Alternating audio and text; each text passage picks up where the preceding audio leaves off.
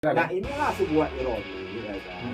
Beberapa kali kapal Cina melakukan manuver, melakukan provokasi ke perairan Indonesia, tapi sampai sekarang itu tidak ada langkah tegas dari Kementerian Luar Negeri. Oke, Mas Bo, tahan dulu. Pemerintahan Indonesia gitu. Oke. Nggak ada nota protes Oke. kok gitu kan. Tahan Mas Bo. Kira-kira menurut pandangan Mas Bo, apa yang menyebabkan ini bisa terjadi? Karena seperti Mas Bo bilang tadi, udah berkali-kali gitu loh.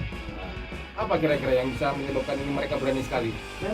Memang kita ini nggak berdaya gitu terhadap Cina. Saya juga nggak tahu ya apa ada agenda tertentu antara.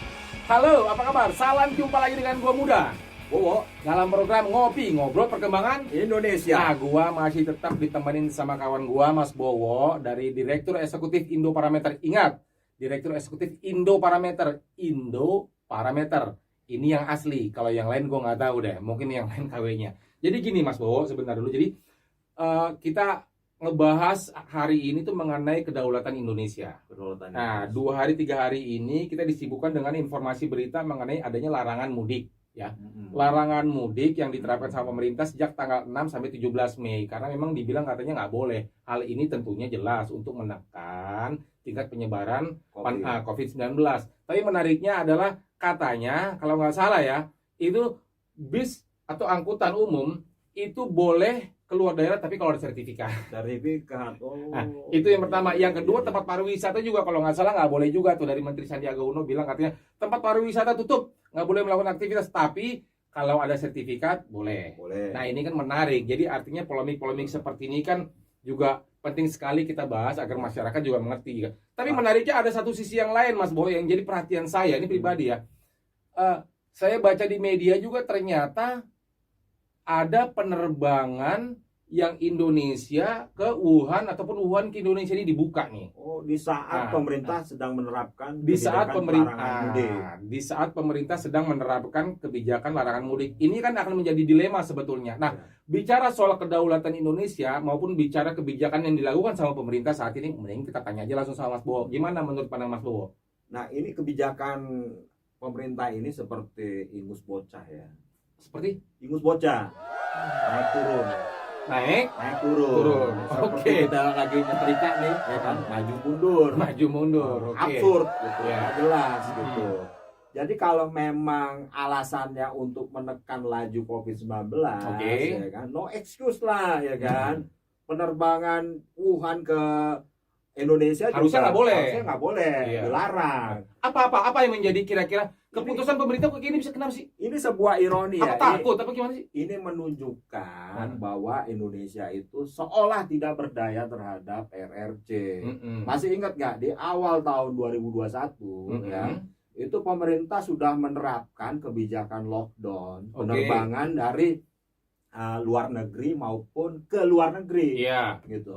Faktanya itu kalau tidak salah 23 Januari 2021 itu ada 153 warga negara asing asal Cina masuk ke Indonesia melalui Bandara Soekarno-Hatta. Ini adalah sebuah ironi gitu loh. Jadi kalau memang pemerintah mau menerapkan kebijakan lockdown, kebijakan pelarangan mudik, ya kan, itu aturannya harus tegas. Aturan ke masyarakat juga keras, keluar juga keras. Harus keras. Karena memang faktanya ya empirik ya, fakta empirik yang terjadi di India juga kebijakannya tidak tegas. Akhirnya terjadi tsunami kan. Tsunami gelombang besar ya. Penderita COVID-19 meningkat gitu, meningkat. Ini kalau katanya ahli itu dibilang tsunami gitu. Nah, memang kalau saya melihat belakangan ini ya, Indonesia tuh seolah nggak berdaya sama Cina. Loh, kenapa? Iya. Karena apa? Kalau kita bicara dalam sektor pertahanan ya, itu di awal 2021 Bung Muda ya, itu diketemukan drone bawah laut atau bisa dibilang kapal selam mini gitu ya oleh nelayan di Selayar. Nah, saya pernah baca juga punya. Kemudian diistilahkan oleh Kasal Laksamana Yudo Margono gitu. Mata-mata ya kalau nggak salah ya. Itu diistilahkan oleh Kasal yang bahasa halusnya ya si glider gitu loh. Nah, ini kan menunjukkan bahwa Cina ini mengintai, bisa dibilang ini mengintai nggak sih? Cina ini punya ambisi untuk menguasai wilayah Indonesia, ya kan, dengan cara melakukan mata-mata gitu ya. Nah, ini. Nah, tidak berhenti di tahun 2021. Sebetulnya kalau kita tilik lagi ke belakang, nah tepatnya itu September tahun 2020, itu Coast Guard-nya Cina pernah masuk ke Laut Natuna tuh, ya kan? 2020. Tahun 2020, Coast Guard-nya Cina masuk ke Laut Natuna, gitu. Perairan kita berarti ya? Perairan kita, gitu. Itu monggo-monggo tadi ya? Bahkan nggak mau diusir, bahkan nggak mau pergi, walaupun udah diusir. Diusir nggak mau pergi, tetap di situ, ya kan? Kayak orang datang ke rumah kita, gitu. Kita nggak suka, ya kita usir, habis ini pergi. Masih manteng aja di situ. Okay. Enak nih, kayaknya kursinya enak nih kan, gitu ya kan. Nah, itu September tahun 2020. Oke. Nah, ini terus terulang lagi ya? Terulang lagi di bulan Maret kalau tidak salah, itu tahun 2021. Itu bukan Coast Guard-nya lagi yang masuk ke situ. Kapal militernya Cina itu masuk ke Laut Natuna Utara tuh. Zona zona eksklusif ya. Zona ekonomi eksklusif. Nah, masih ke Natuna juga nih ya? Masuk ke Natuna tuh, masuk ke zona eksklusif, ekonomi eksklusif Indonesia tuh. Nah, itu dipergoki oleh KRI Bontang 907. Oke. Terus tidak berhenti sampai di situ. Masih nggak berhenti lagi? Nggak berhenti sampai di situ. Jadi beberapa hari sebelum peristiwa KRI Nanggala 402 itu tenggelam. Saya tahu tuh, kalau nggak salah pernah ada kapal perang Cina juga tuh. Drone Cina. Oh, drone Cina. Di Laut Sunda itu, Laut Sunda masuk, gitu kan. Nah, artinya apa? Cina ini memang punya ambisi untuk menguasai perairan Indonesia, perairan salah satunya Indonesia. salah satunya perairan. Nah, inilah sebuah ironi, ya kan. Beberapa kali kapal Cina melakukan manuver, melakukan provokasi ke perairan Indonesia, tapi sampai sekarang itu tidak ada langkah tegas dari Kementerian Luar Negeri. Oke, Mas Bo, tahan dulu. Pemerintahan Indonesia, gitu. Nggak ada nota protes kok, gitu kan. Tahan Mas Bo. Kira-kira menurut pandangan Mas Bo, apa yang menyebabkan ini bisa terjadi? Karena seperti Mas Bo bilang tadi, udah berkali-kali gitu loh. Apa kira-kira yang bisa menyebabkan ini mereka berani sekali? Memang kita ini nggak berdaya gitu loh, terhadap Cina. Saya juga nggak tahu ya apa ada agenda terselubung antara, saya nggak tahu ya, ini menduga-duga aja gitu, apakah ada agenda terselubung antara pejabat-pejabat kita dengan pemerintah Cina, gitu kan. Mengingat Cina ini dalam kondisi sekarang ini bicara kapital paling gede, gitu Cina. Sekarang surat utangnya Amerika aja diborong sama Cina kan, gitu. Iya, betul. Nah, itu. Nah, ini sebuah ironi sebetulnya, pertahanan keamanan kita aja sudah terancam sama kapal perangnya Cina, gitu. Ini sebuah ironi sebetulnya. Nah, kita bicara dalam konteks bisnis juga demikian. Bisnis. Ternyata nggak hanya dalam kondisi ketahanan Indonesia aja ya? Iya. Tapi bisnis juga? Dalam konteks bisnis juga demikian. Oke, gimana? Coba bisa dijelasin ya? Misalnya ya, saya ambil contoh soal proyek kereta cepat Jakarta-Bandung. Iya, sempat kemarin itu tertunda akhirnya. Sekarang kan terjadi pembengkakan anggaran. Nah, ini seperti yang terjadi ketika Cina menguasai beberapa negara seperti Yunani dan segala macam, gitu kan. Ini modus operandinya seperti narkoba sebetulnya. Kenapa harus narkoba? Modus operandinya seperti transaksi narkoba. Misalnya itu si A nih bandar narkoba, gitu kan, dapat klien si B, gitu kan. Nah, si B ini sebetulnya bersih narkoba, gitu. Nah, terus kemudian si A memberikan ini secara gratis awalnya, atau dijual dengan harga yang sangat murah. Kasih tes lah ya, tester ya. Nih harganya murah loh, ya kan. Lu pakai ini. Ketika si B kecanduan, udah edik, ya kan. Nah, ini depend on him, gitu kan. Ketergantungan sama A, gitu. Modus operandinya seperti itu. Kalau kita lihat nih kronologi tendernya kereta cepat Jakarta-Bandung, ini kan ada dua negara nih yang melakukan tender. Jepang kalau nggak salah ya? Iya, Jepang juga kan? sama Cina, gitu. Jepang dan Cina, gitu.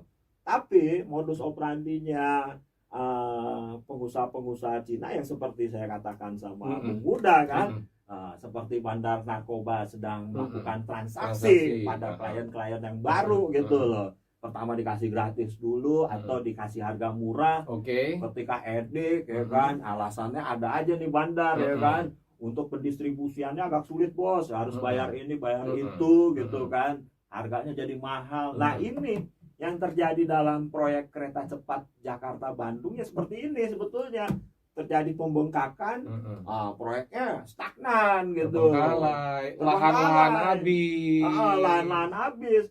Harusnya itu kan lahan produktif ya, karena mengingat Jawa Barat ada ngabisin banyak berapa ribu hektar lahan persawahan harusnya kalau nih sebentar Mas Bo. Kalau itu ternyata memang muncungnya itu katanya mau jaga ketahanan pangan, kedaulatan pangan, harusnya itu dijadiin lahan pertanian aja. Lahan pertanian. Ngapain dijadiin kayak gitu kan sayang. Kalaupun memang kereta cepat ini jadi ya nggak apa-apa, oke lah. Ini udah nggak jadi, lahan terbengkalai. Exactly. Yes. AMDAL juga kita nggak tahu. Betul. Nah itu kita bicara soal bisnis. Ya. Betapa culasnya ini pengusaha-pengusaha asal RRC ya. Saya tidak bermaksud rasis ya. RRC itu kita definisikan sebagai sebuah negara, bukan ras ya. Karena Indonesia ini bisa ada sampai hari ini juga karena saudara-saudara kita yang punya yang berketurunan Tionghoa gitu. Jadi harus dipisahin ya. Harus dipisahin. Nah, kawan-kawan di rumah juga harus dipisahin. Ini kita bicara konteks RRC, mungkin lebih ke negaraan mungkin ya. Betul. Ke pemerintahan ya. Bukan lebih ke sukuan ataupun ras ya. Bukan. Oke, saya juga mau ngopi juga. Mas mau ngopi nggak ngajak-ngajak saya nih. Tapi nggak ada labelnya. Nanti ada itu, tenang aja. Jangan label jangan ditaruh RRC juga di sini. Oh iya. Canduan juga nanti kita. Gelasnya tapi dari Cina nih. Enggak. Bukan ya. Dari Beijing maksudnya. Oh, aja dong. Oke. Nah, kita tadi bicara dalam konteks bisnis ya. Modus operandinya seperti bandar narkoba sedang melakukan transaksi kayak begitu. Nah, kita bicara dalam konteks yang lain ya. Kita bicara dalam konteks yang lain. Misalnya tenaga kerja asing, ya kan? Oh ini seru nih. Tenaga kerja asing, ya kan? Ini Kemenaker itu mencatat ya, tahun 2020 nih, saya baca dulu nih ya. Kemenaker itu mencatat di tahun 2020 mencapai 98.902 orang. Nah, dari data tersebut, ini TKA Cina. TKA asal Cina menduduki peringkat pertama, yaitu 35.781 orang. Di Indonesia? Iya, itu tahun 2020. Atau setara 36,17%. Bisa dibayangin dong, ya kan? Nah, para TKA asal negeri tirai bambu ini, ya kan? Nah, itu mereka itu hasil dari bekerja mereka di Indonesia itu, hasil bekerja mereka di Indonesia itu, ya kan, mereka kirim ke negeri mereka, ke negara mereka. Devisa juga buat negaranya. Oh iya, devisa juga buat. Itu tercatat ada tahun 2019 aja itu tercatat ada 3 triliun yang dikirim sama mereka ini ke negaranya. Betul. Itu 2019, kita nggak tahu, kita 2020 2021 saya belum update lagi. Gitu. Itu 2019 ada 3 triliun. Ini bisa ambil kesimpulan kalau mereka ngambil keuntungan aja nggak sih di Indonesia? Harusnya nih, nggak sebentar Mas Bo. Harusnya kan kalau mereka kerja di sini menguntungkan kita, mereka bisa beli produksi-produksi yang ada di Indonesia. Artinya kan selain kita ngundang mereka sebagai pekerja, mereka bisa beli produk-produk Indonesia menguntungkan kita dong. Betul. Tapi kalau memang kejadiannya akhirnya mereka juga menghasilkan uang dari bekerja di Indonesia dikirim ke sana, artinya apa untungnya buat kita harusnya? Nggak ada benefitnya buat kita. Justru menguntungkan, ya kan, negeri yang dipimpin oleh Presiden Xi Jinping ini, gitu. Nah, jauh sebelum terjadinya corona ya, itu di Bali, perusahaan-perusahaan travel itu hampir dihegemoni sama RRC. Travel juga? Perusahaan travel. Gila. Iya. Modus operandinya lebih lucu lagi. Gimana? Jadi mereka itu buat paket wisata ke Bali dengan harga yang murah, gitu kan. Tapi klien-kliennya ini, wisatawan-wisatawannya ini, itu nggak boleh tuh belanja ke Krishna, gitu kan, atau ke Saraswati. Standarnya kan Krishna, Saraswati kan oleh-oleh Bali ya. Betul. Jadi mereka diarahkan ke toko-toko yang memang miliknya orang-orang RRC. Oke. Saya tidak mau bilang itu orang Rasis, Cina ya. gitu kan, tapi orang-orang RRC. Nah, jadi mereka itu usaha di situ mereka. Oke. Nah, kan lucu, kayak misalnya ini Bang Muda ya. Bang Muda asli mana? Saya Medan. Asli Medan, Ya. ya kan? Ke Itali nih, ya kan? Diarahkan sama tour leadernya, ya kan, untuk beli oleh-oleh ya, di satu shop yang khusus. Iya, saya pernah ke Venesia. Saya pernah ke Venesia. Yang ternyata toko itu miliknya orang Medan gitu. Oh. Balik lagi ke Medan kan gitu.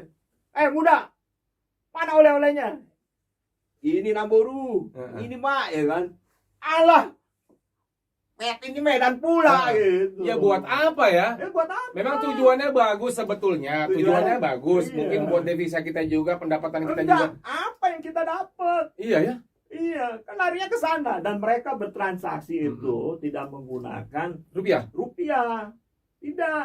Oh, yuan, pakai yuan ya? Pakai ini imani kayak gitulah. Oke. Kayak imani. Oh, standarnya kan harusnya mereka beli oleh-oleh ya kan. Kayak misalnya Bang Muda nih, kalau mau pakai jasanya Gojek gitu ya, kan ada aplikasinya tuh, ya, nggak perlu ngeluarin duit. Yes. Nah dari situ, apa untungnya buat kita? Benefitnya nggak ada untuk kita. Mereka nggak beli barang-barang dari kita. Betul, malah memperkaya mereka gitu loh. Ini strategi bisnisnya ngeri sekali ya. Nah itu sebelum pandemik itu. Sebelum pandemik, jadi modus operandinya kayak begitu. Iya. Nah sekarang mereka manuver nih, kedaulatan kita diinjak-injak, ya kan.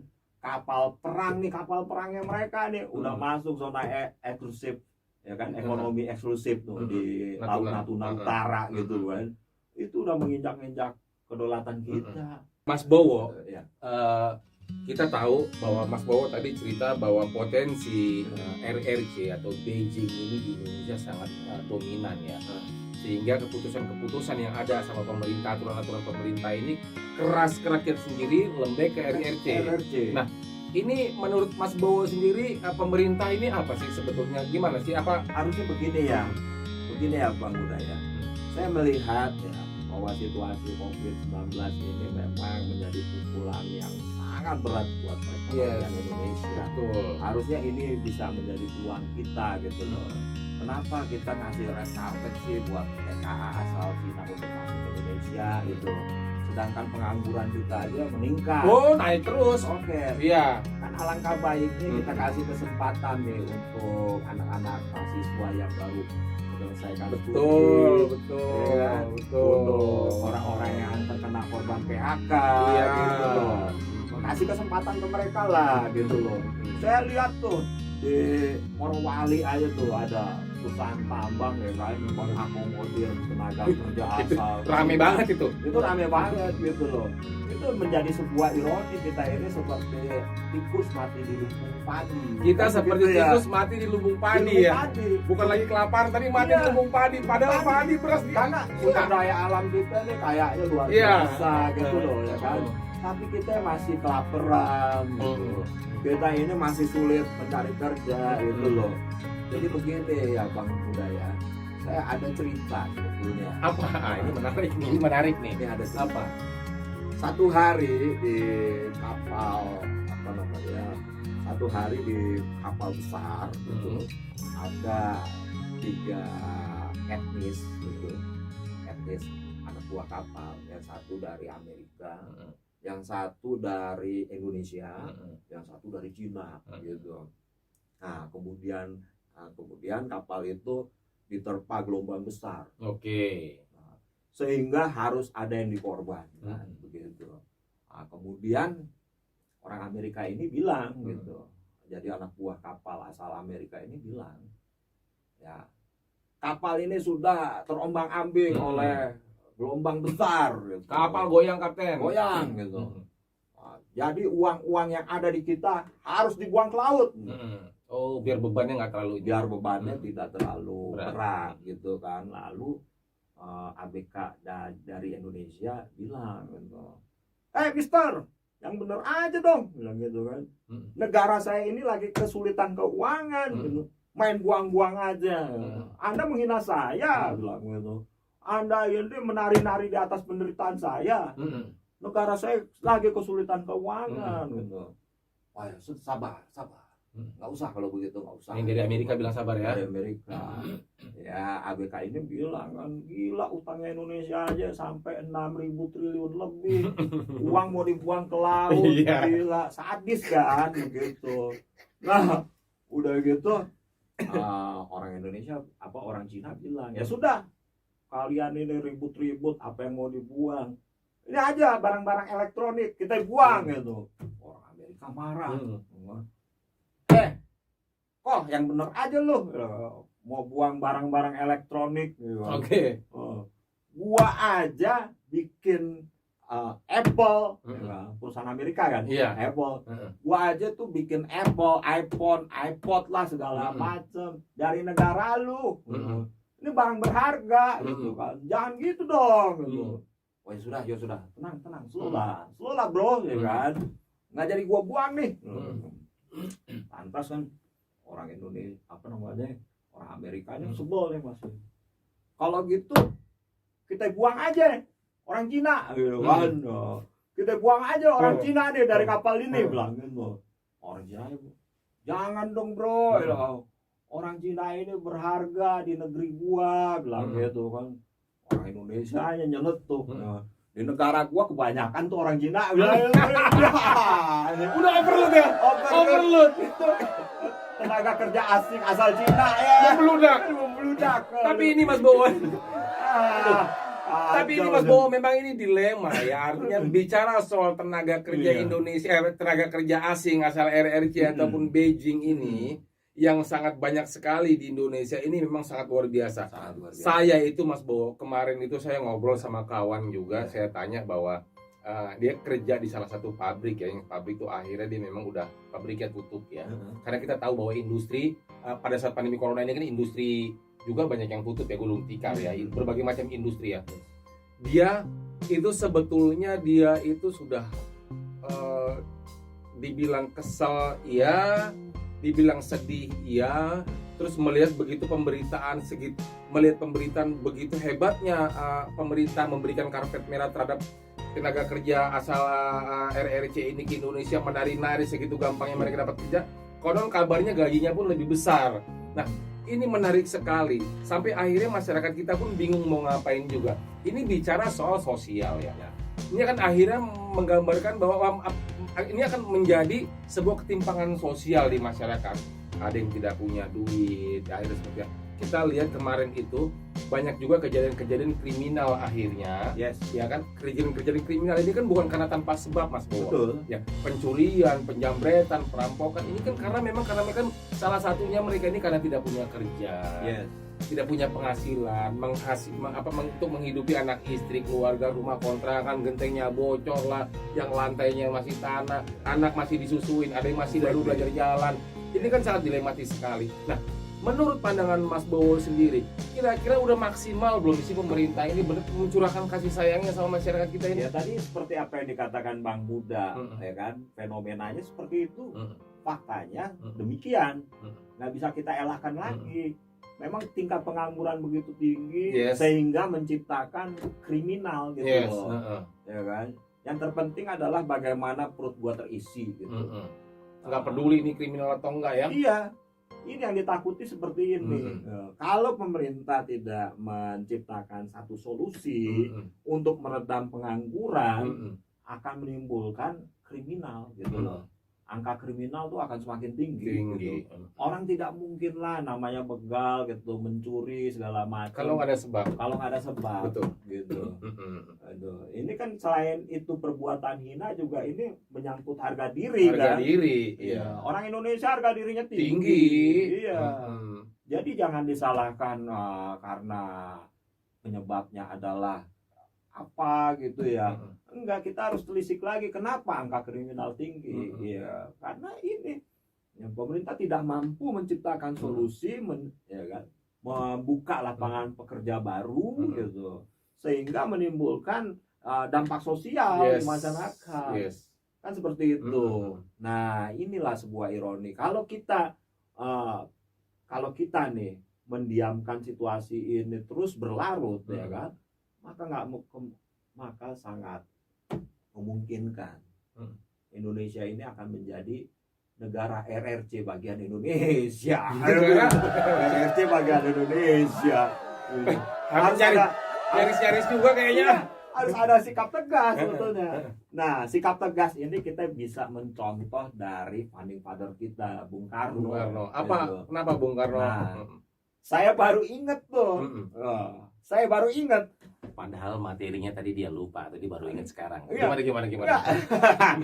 Saya baru ingat ya, setelah saya membaca satu berita di bicara.com tuh. Ya, memang itu media paling berintegritas tinggi tuh saat ini ya. Tokoh nasional kita Ridza Ramli mengisahkan dulu ketika ketika ada konflik antara Belanda dengan Indonesia memperebutkan wilayah Irian Barat, itu di tahun 50 sampai 60 gitu. Nah, Pak Karno strateginya apa? Ya kan? Apa yang dilakukan sama Pak Karno ini? Dia beli alutsista dari Rusia. Kan? Nah, setelah dia beli alutsista dari Rusia, dia melakukan kompromi dengan Kennedy. Presiden Amerika Serikat kala itu gitu.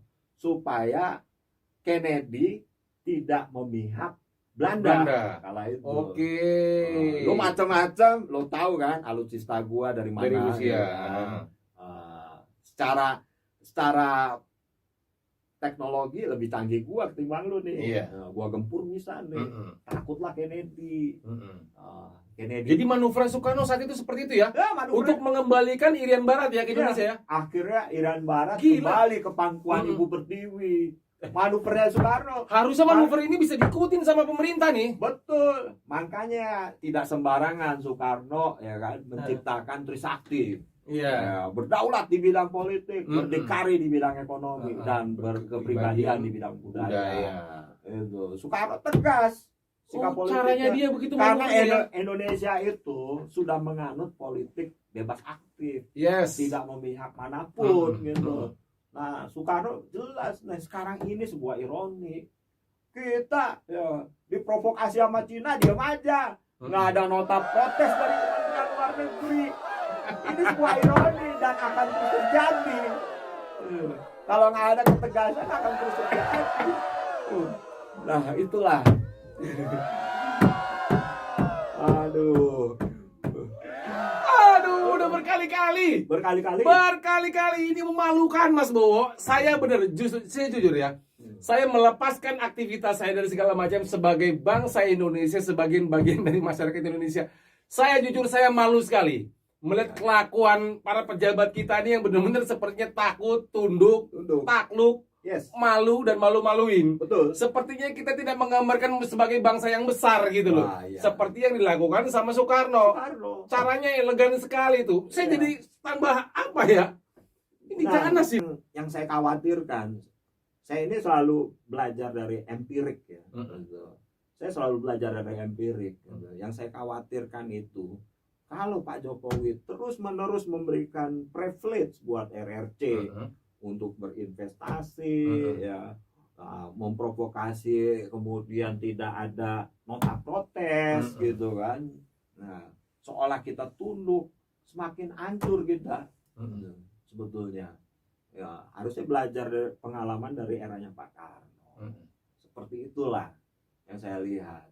Dan mungkin juga ada hal yang bisa diimplementasikan oleh Pak Jokowi hari ini gitu. Ketika Pak Karno ingin merebut Irian Barat tadi ya, dia beli alutsista dari Rusia buat ngelawan Amerika. Lu ikut Belanda, lu gua sikat nih, lu lihat ya kan? Oh gitu ya. Pak Karno dalam hal itu sangat konsisten. Pak Karno ya kan. Tapi saya bingung. Tapi saya juga bingung juga kalau nanti misalkan Jokowi ya saya bingung juga apa yang mau saya harapkan sama dia ya. Jadi karena memang kalau melihat dari ekonomi kita hancur lebur ya, sosial kita juga ketimpangan sosial juga kacau balau ya, betul. Politik kita juga hancur berantakan ya, kasus korupsi di mana-mana ya kan. Artinya saya juga bingung, saya nggak ngerti lagi mau ngomong apa, tapi berharap bahwa setidaknya kalau yang saya lakukan saat ini adalah bagaimana caranya masyarakat tersadarkan bahwa apa yang dilakukan sama pemerintah saat ini sebetulnya kebijakan-kebijakannya ini nyaris banyak yang tidak menguntungkan bangsa kita sendiri. Betul. Gitu loh Mas Bowo. Ya kan? Kedua, Pak Jokowi juga harus sadar. Ya. Pak Jokowi kan 2024 ini selesai. Seharusnya Pak Jokowi meninggalkan legacy, ya, gitu. Legacy yang baik gitu ya, gitu, bisa menunjukkan taringnya gitu, kan. Kenangan yang baik lah ya, seumur hidup ini loh. Dulu itu kan di eranya Soeharto itu Indonesia sebagai macan Asia, bos. Macan Asia. Macan Asia. Sekarang meong, ya kan? Taringnya nggak ada. Boro-boro macan sekarang mah. Meong. Aduh. Ini semua ironi. Dulu kacau. Dulu kita bangga loh, gitu kan. Indonesia, ya kan. Sekarang kita teriak-teriak yang belakangnya kompromi. Aduh. Ini satu ironis sebetulnya. Ini sendiri. Ini jok aja sih. Jok. Sebetulnya serius juga sih. Cuma kita ngebalutnya pakai jok aja. Selalu tahu nih. Aduh. Jadi gitu. Mas Bowo, terima kasih banyak waktunya. Nanti kapan kita berbincang lagi. Terima kasih sekali. Dan tadi seperti yang Mas Bowo bilang tadi, sebentar Mas Bowo. Jadi kita tadi ini ada peta nih Mas Bowo. Kita lihat dulu di mana Indonesia. Ini Indonesia ini di mana Mas Bowo? Itu tuh. Bentar. Ini. Nah, ini Indonesia ini ya. Ya. Indonesia sini, RRC di. Nah itu, nih loh. RRC di sana. Kita di bawah, dia di atas. Betul. Iya kan? Makanya dia selalu provokasi lewat perairan ya. Oh iya. Jadi Bang Muda dulu namanya Laut Cina Selatan. Iya. Ketika Bang Rizal jadi Menko Maritim diubah nama ini menjadi Laut Natuna Utara. Laut Natuna Utara. Ya. Tujuannya apa? Supaya Indonesia bisa berdaulat gitu. Iya. Supaya perbatasan Indonesia ini tidak lagi diklaim sama Cina. Iya, jelas ya perbatasan lautan kita ya. Makanya namanya tidak ada nama Cina. Laut Natuna Utara. Oke. Beliau ini sangat paham soal itu Trisakti. Berdaulat di bidang politik, berdikari di bidang ekonomi, berkepribadian di bidang budaya. Jangan-jangan kayaknya dia itu yang mengimplementasikan semua apa yang ada dalam pikiran Soekarno ya? Enggak juga sih. Enggak juga ya? Iya. Emang sekolahnya sama, di Sukamiskin juga. Tapi zaman dulu, kalau sekarang yang Sukamiskin orang kaya. Orang kaya ya. Namanya juga perlu diubah. Iya. Suka kaya harusnya. Suka kaya. Oke, terima kasih. Siap. Terima kasih Mas Bowo. Nah, kita terangkan lagi bahwa masyarakat dimanapun Anda berada, pemerintah, siapapun kalian yang nonton tayangan ini, hendaknya malu ya, karena memang kebijakan-kebijakan pemerintah ini memang udah jelas lah. Udahlah, kita nggak usah basa-basi lagi, bahwa apa yang diterapkan sama pemerintah, jangan tajam ke bawah, terus tumpul keluar, tumpul ke RRC loh, itu terutama tumpul sekali ke RRC ini. Enak-enakan dia buka Wuhan, penerbangan dari Wuhan. Nanti kalau nambah orang lagi dari sini, nambah jelas-jelas itu COVID-19 itu asalnya dari mana, itu menarik sekali. Betul. Jangan ngomong kalau mereka mau menjemput saudaranya yang bernama COVID-19, ya terserah, nggak masalah. Jemput saudara ini udah overstay di sini udah 2 tahun nih. Overstay 2 tahun bikin hancur negara. Overstay 2 tahun aja bikin perekonomian kita morat-marit nih. Ini 2 tahun loh. Bentuknya aja nggak kelihatan. Ini bingung kita deh, kayak kentut. Bentuknya nggak ada, baunya kemana-mana gitu kan. Terus buat kawan-kawan juga di rumah yang ingin kita ngebahas apa, bisa kirim ya. Kita tahu Mas Bowo, saya kasih tahu lagi sama Mas Bowo juga bahwa kita selalu setiap hari ini 500.000, 14.000 email suka masuk.